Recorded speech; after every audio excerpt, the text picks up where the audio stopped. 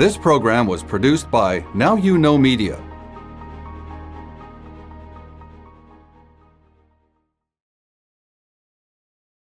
Welcome to these lectures regarding the writings of St. Clare of Assisi.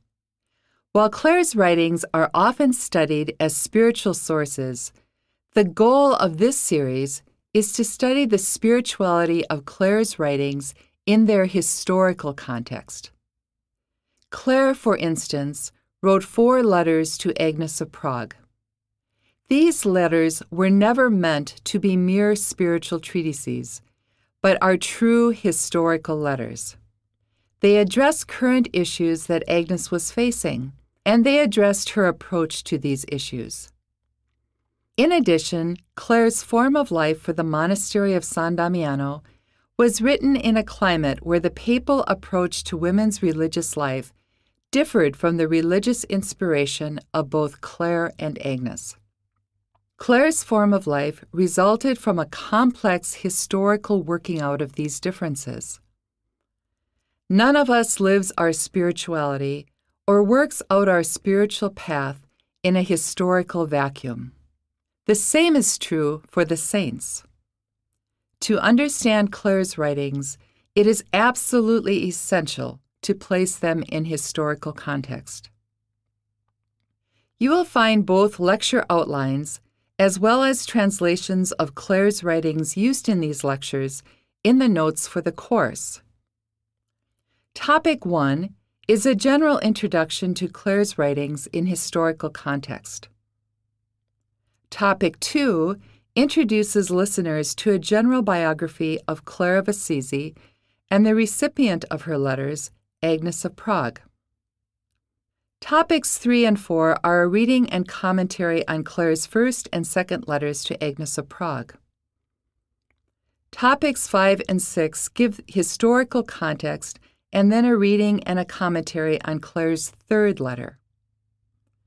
Topic 7 gives the historical context of Clare's form of life. This is followed by topics 8 through 11, which provide a reading and commentary on this form of life. The 12th topic is a reading and commentary on Clare's fourth and final letter to Agnes of Prague. Although Clare of Assisi is well-known as a sort of feminine sidekick of the great St. Francis of Assisi, she is not often recognized as a leader in her own right. Even in the writings of Franciscan historians, Clare was more often than not seen as a footnote to the seemingly more important Francis and his followers. If one examines Iriarte's great book, Franciscan History, The Three Orders of St. Francis of Assisi, for example, one will find that 437 pages are dedicated to the history of the friars, while the entire history of the Clares is recounted in a mere 32 pages. That's right, 437 pages to 32 pages. Within these 32 pages, Clare's life and work covers a mere 6 pages. Franciscan friar Cajetan Esser's famous book, Origins of the Franciscan Order, mentions Clare only as a footnote.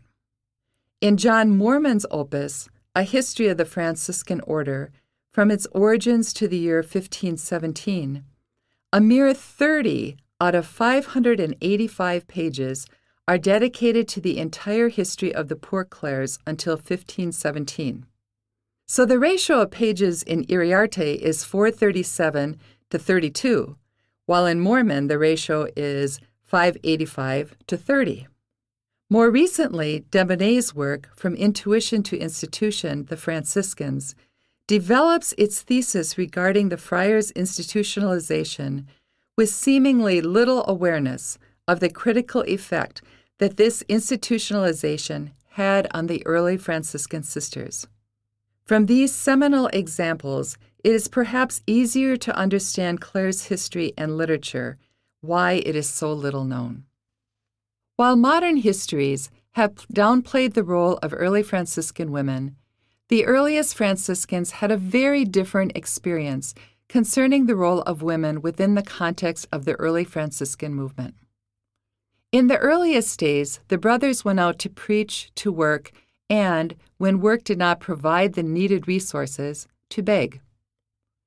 For their part, the sisters provided the brothers with a place to stay when they were sick, exhausted from their journeys, or needed spiritual encouragement. While the sisters needed the strength of the brothers for carpentry work and other heavy labor in their monastery, as well as for begging services for their needs and pastoral care, the brothers relied on the sisters for health care, lodging, and spiritual guidance. The early Franciscan vision was a vision of mutuality, with women and men relying on each other for various services. The brothers were not in charge of the sisters, but both brothers and sisters were needed to mirror the gospel image of Jesus and his disciples, who were fed and cared for in their needs by pious women. If the contribution of the sisters has not been recognized, it is certainly not because historians lack needed data. There are hundreds of papal letters that are addressed to early monasteries of women, more or less associated with Clare San Damiano Monastery. From these, it is possible to observe the religious trends and canonical rubrics of the time. In addition, we also have the 4 letters that Clare wrote to Agnes of Prague between 1234 to 1253, and Clare's form of life that she wrote for her sisters. We also have the precious resource of Clare's process of canonization that gives historians a witness to Clare's life that was gathered under oath in a formal canonical process. The historical data for Clare and her sisters, one could argue, is in many aspects more complete for Clare than it is for Francis, whose history is complicated by layers of hagiography cluttered by the multifaceted political issues of the early order.